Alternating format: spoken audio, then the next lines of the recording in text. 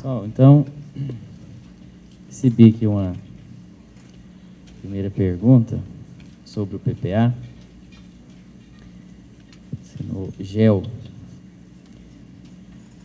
O que realmente deveria ser abordado na audiência pública para elaboração do PPA? Muito bem. Peguei aqui o texto da Lei de Responsabilidade Fiscal, o artigo 48 da lei, foi alterado pela Lei Complementar 131.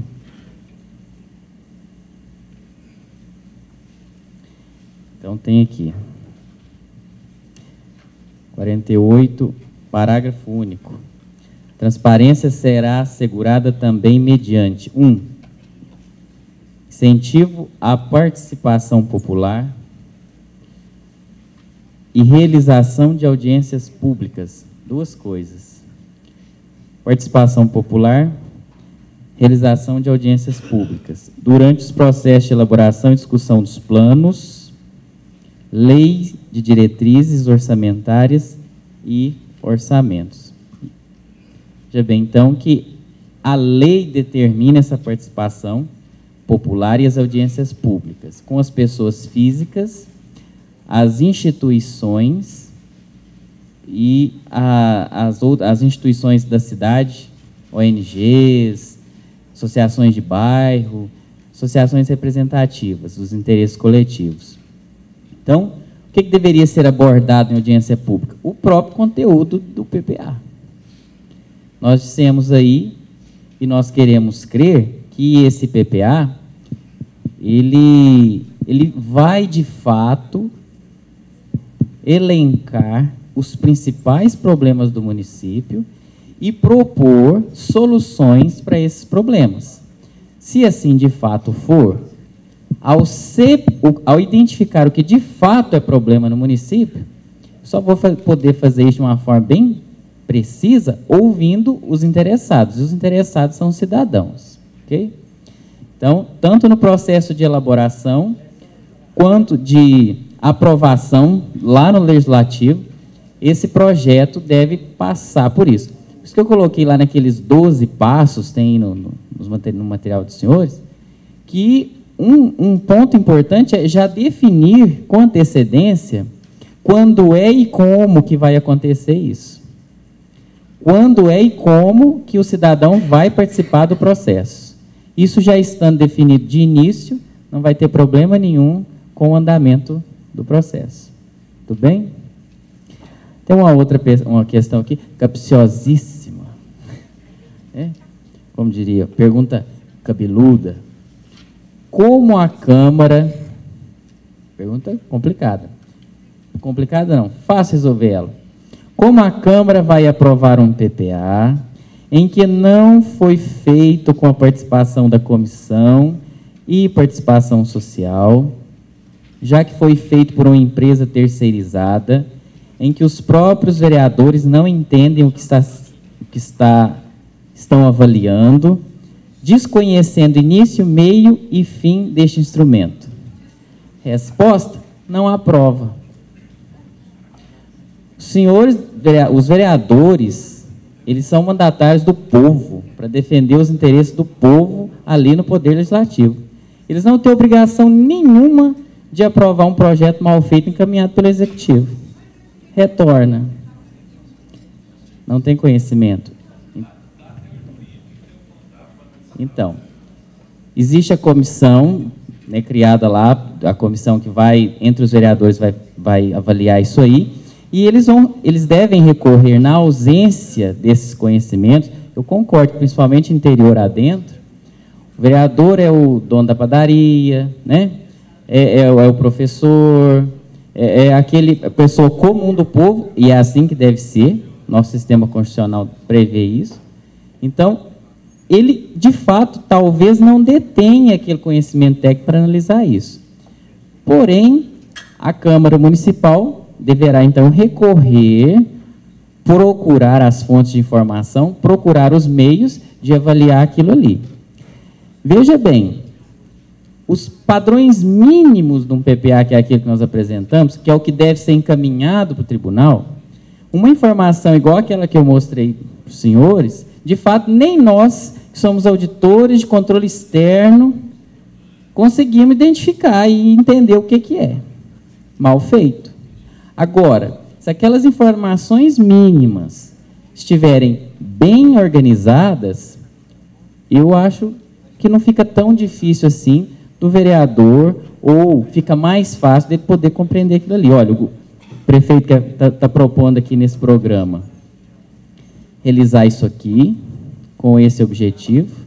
No final, ele vai fazer isso, isso, isso. Só de ler ali, você já consegue entender o quadrinho.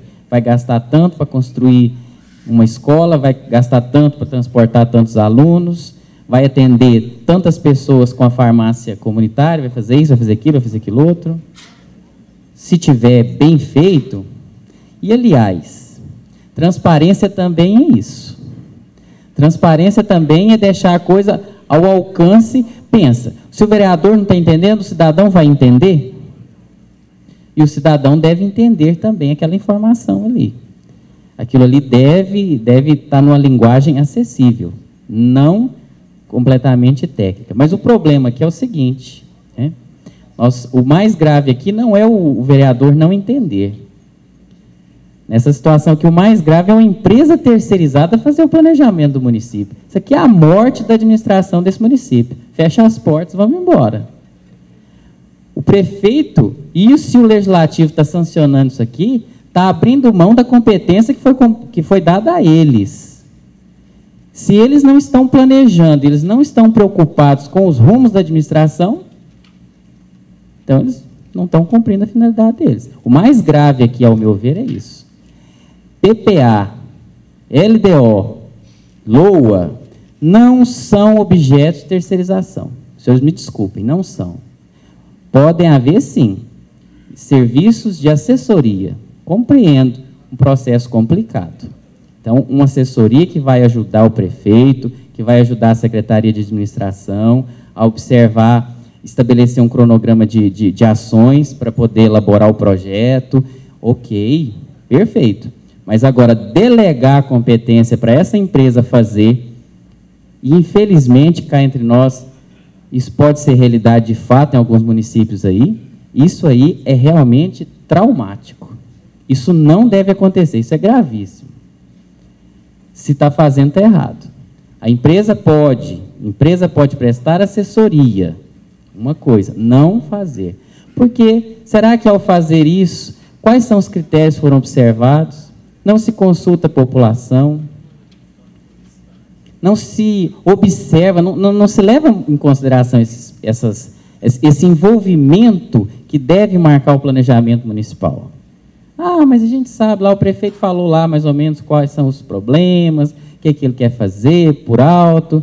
Ok, mas nós vemos que o próprio plano de governo do prefeito, e ele foi eleito em tese porque apresentou aquela proposta, até aquele plano deve sofrer alguns filtros na hora de se materializar em planejamento, para que ele seja mais realista e condizente com o que o município realmente pode e deve fazer, né? Então, se isso foge, então, não. Assessoria, então, para auxiliar no processo. Ok, para fazer, não. Tem uma outra pergunta. No PPA, ao incluir uma ação de investimento com recurso do governo federal, devo incluir somente o valor da contrapartida ou o valor integral? Pergunta do Valdir. Bem, no PPA, o programa, se isso for um programa, aí que está. Isso é um programa do município ou é um programa da União, lá no município? Primeira coisa que tem que ver é isso. Então, se o programa é do município, mas ele está recebendo recurso do governo federal, então, ele não é programa do governo federal? Tem que ver qual é a interseção disso aí, por isso aquela preocupação que nós temos de verificar bem essa integração dos planejamentos, para não haver sobreposição. Mas, no PPA do município, deve envolver só os recursos do município, ok? Só os recursos do município. Você não vai colocar ali no PPA o recurso da União. É só... Agora, a questão é, o programa é um programa do município ou é um programa da União que está sendo executado no município? Se for um programa da União executado no município, o município também coloca no planejamento, aí vai ter sobreposição, ok?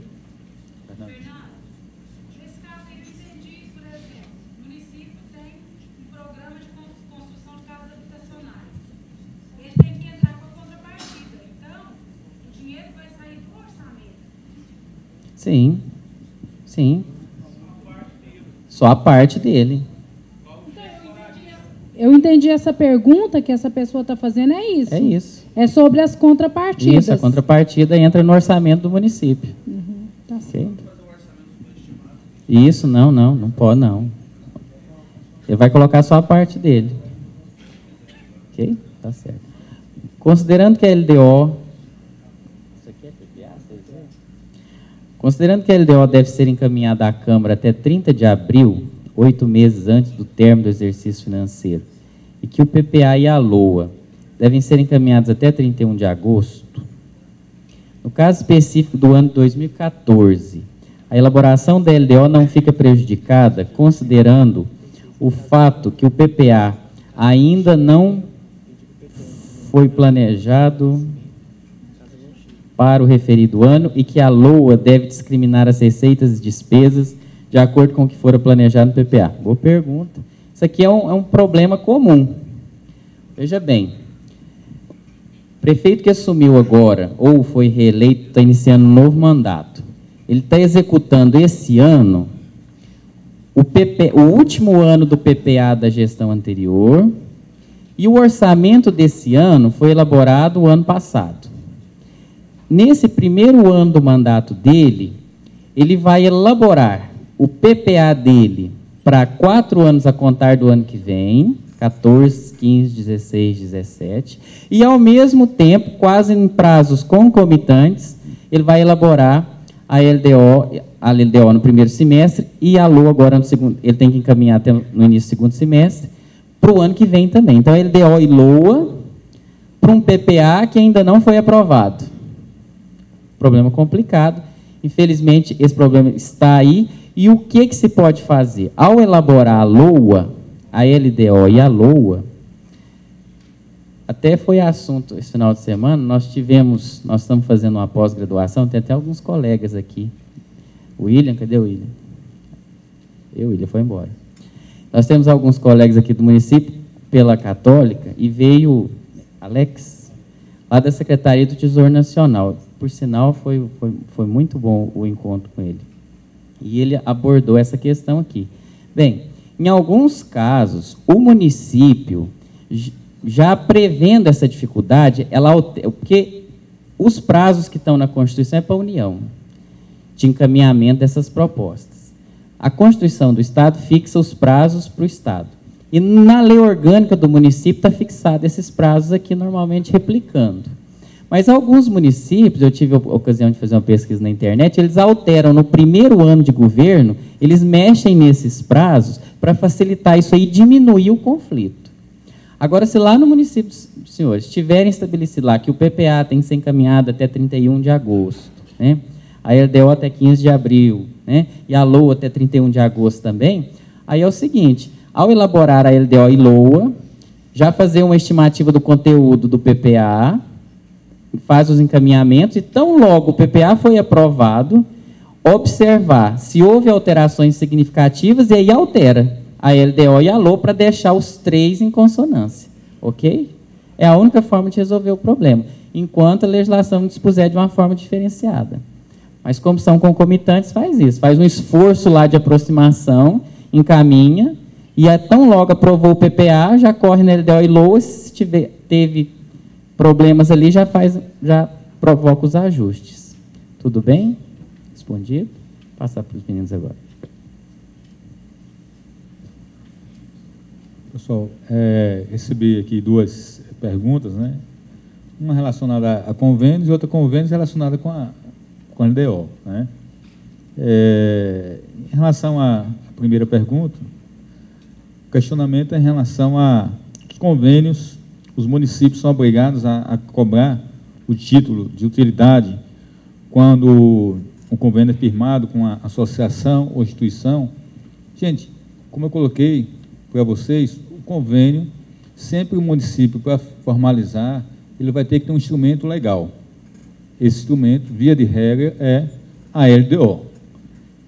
Vai ter lá todos os requisitos na LDO, pelo menos é para ter, quais são o que o município vai exigir para formalizar esse convênio. Se a LDO municipal é omissa nesse sentido, cabe o município o quê? Encaminhar um projeto de lei específica para a Câmara, relacionando quais as instituições que estão habilitadas a receber recurso do orçamento municipal. Isso com base no artigo 26 da Lei da Responsabilidade Fiscal. Ok? Então, não necessariamente o município só pode repassar recursos para que as instituições que tenham um título de utilidade. Não. O que o artigo 26 da Lei da Responsabilidade Fiscal exige é que tenha uma lei específica. Então, se, às vezes, no município, né, às vezes, por dificuldade, por uma questão ou outra, a associação ou a instituição não tem título de utilidade, cabe, sim, né, o município, né, fazer um estudo e elaborar um projeto de lei, encaminhar para a Câmara, relacionando, né, quais as instituições, né, para vocês terem uma ideia, eu não sei aqui em Goiás especificamente, mas posso colocar a experiência lá do Estado da Bahia. O Estado da Bahia encaminha anualmente, o governo do Estado da Bahia encaminha anualmente para o Poder Legislativo uma relação, essa relação, gente, tem quase mais ou menos 8.000 páginas, né, você tem uma ideia, e essa relação, o Estado da Bahia coloca lá todas as instituições que estão habilitadas a receber recursos do orçamento do Estado, isso anual. E aí ele relaciona nesse. A lei é pequena, tem uns 4 artigos, mas o anexo é que é gigante. E aí ele separa lá, como o Estado da Bahia são 417 municípios, ele estabelece por município, geralmente vem em várias colunas, né? A coluna do município, o nome do município, depois vem o CNPJ da instituição e o nome da instituição. Ok? Então, no caso municipal, eu sugiro, né, para vocês, se tiver algum caso assim, o prefeito encaminhar um projeto de lei relacionando todas aquelas instituições, né, para que são habilitadas a desenvolver esse projeto social. Agora, diga-se de passagem, é importante que o município possa fazer justamente um processo seletivo, né, estabelecer alguns requisitos, como no caso, estabelecer essa instituição, ser uma instituição que já venha trabalhando no município por mais de 3 anos, alguma instituição assim, porque hoje o que ocorre, gente, até nos contratos de gestão aqui no Estado, do Goiás, tem vários contratos de gestão, e a figura do contrato de gestão ele é muito parecido com os convênios, e eu já vi vários casos de convênios nesse sentido. Às vezes a instituição é constituída num dia, no outro dia ela já está firmando convênio ou com o município ou com o governo federal. O governo federal acabou com isso. Hoje, na esfera federal, o governo federal exige 3 anos aí de efetivo funcionamento. Ok? Então, respondendo essa questão aqui, tá, não necessariamente com título, mas o Poder Executivo pode encaminhar um projeto de lei específico para destinar recursos para essas instituições, com base no artigo 26 da Lei da Responsabilidade Fiscal. A outra pergunta que o colega colocou é em relação às receitas previstas, com a perspectiva de firmar um convênio. Podem ser considerados como riscos fiscais? Olha, gente, evidentemente, quando você vai fazer uma estimativa de receita, você vai pegar os exercícios anteriores e verificar. No caso específico do convênio, olha, se o município está executando vários convênios, qual é a média, mais ou menos, que o município vem recebendo de convênio, principalmente com a União ou com o Estado, e aí ele faz uma projeção com base nesse convênio firmado. Então, nesse caso aqui, eu não vejo assim, nenhuma proibição do município, evidentemente, se tratando de receita, porque convênio é um acordo de cooperação, né, tem determinadas situações, que como é um acordo de cooperação, o governo federal ou estadual, eu já vi situações que às vezes você está executando convênio, às vezes um convênio para 2 anos, e chegar nos primeiros 10 meses o governo fazer a chamada, né, ou seja, a denúncia, que a denúncia do convênio é um acordo entre as partes, né, e aí terminar aquele convênio.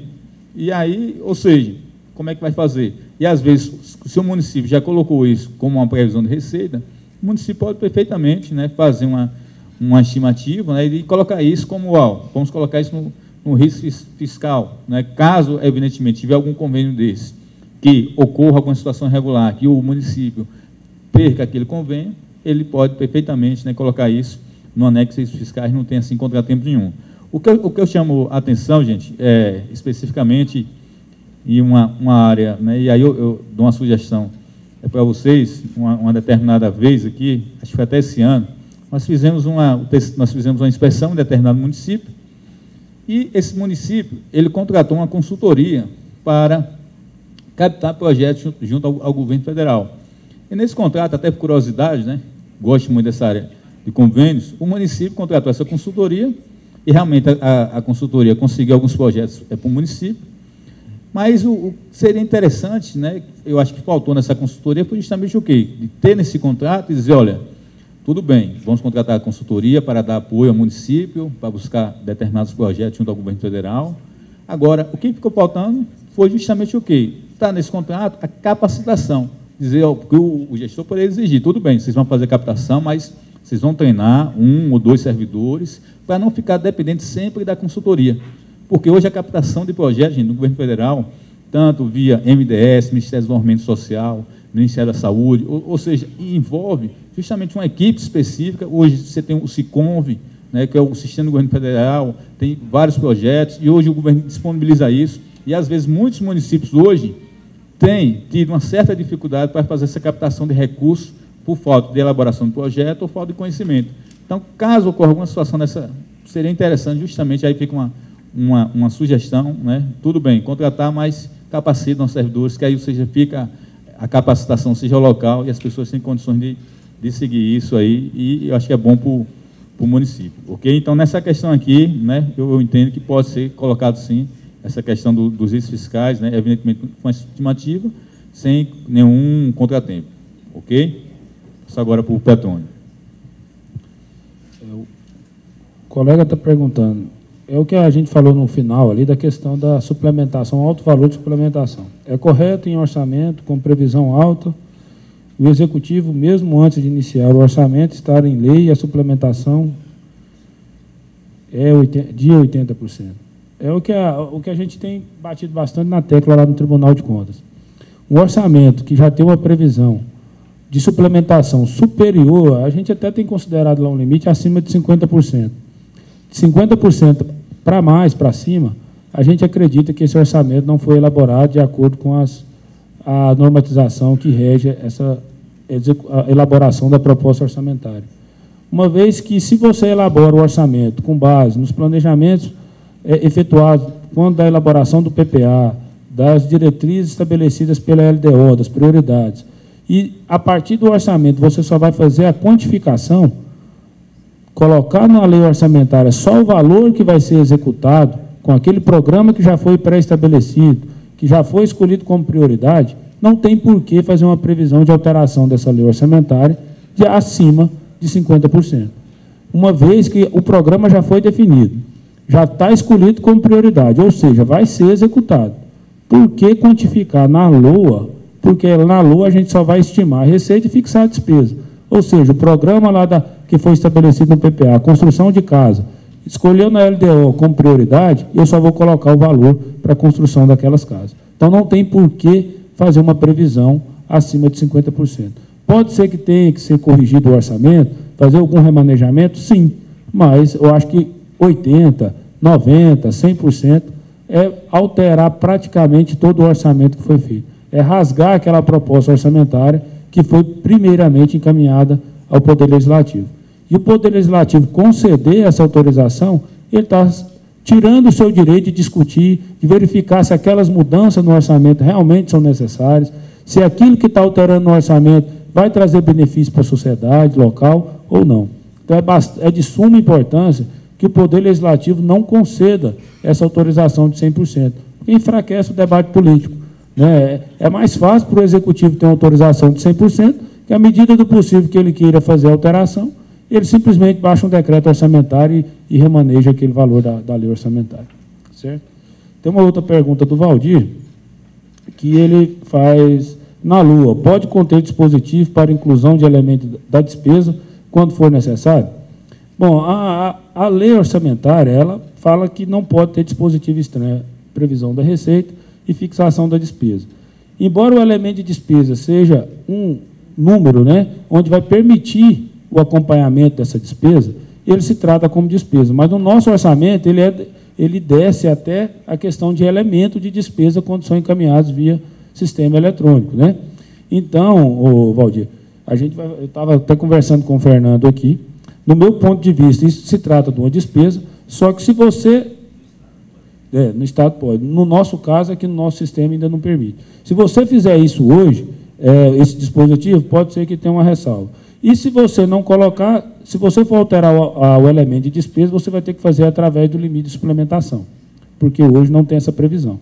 Então, a gente vai levar essa demanda junto ao tribunal, tendo resposta, a gente responde para todos, né? A gente coloca disponibilizado no site do tribunal, em virtude dessa questão que temos hoje no nosso sistema.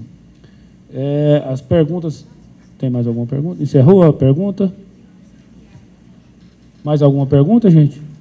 Não, né? Então, aqui a gente vai agora fazer um sorteio de alguns... 4 brindes para os senhores, privilegiar os senhores que ficaram até o final. Eu vou pedir ao Fernando que fale o número do número 1 ao 102. O Fernando escolheu 63. Vamos ver se está presente. Maria Felizarda Ferreira Cabral. Então, você ganhou um brinde do Tribunal de Contas. Vem até aqui na frente para receber o...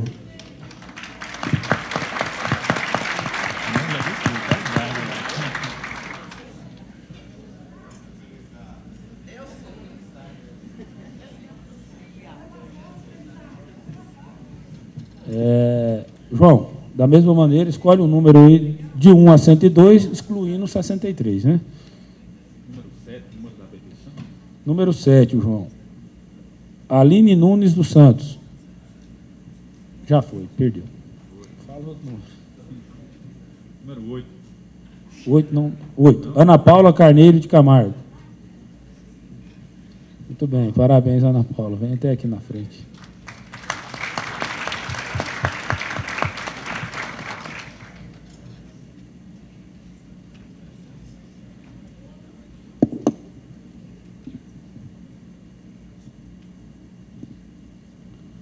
Eu vou falar um número intermediário, falou no começo, no final. Então, 35. Seria Francisco Ribeiro Machado. Francisco? Está presente.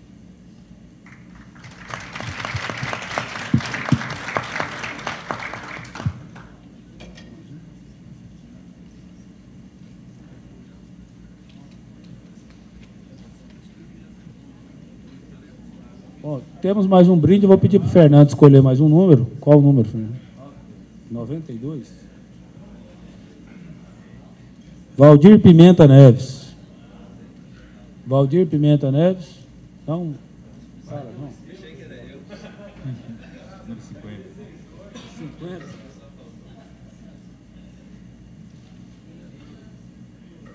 José Henrique Costa Araújo. Não.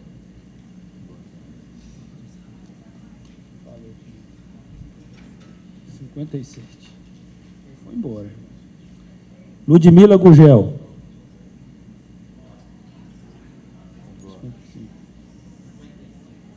55. Lia Alves Barbosa.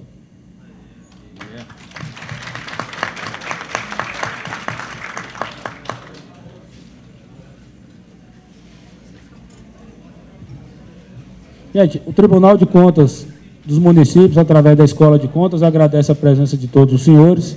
Desejamos um bom retorno aos senhores e estamos à disposição na sede do tribunal. Muito obrigado.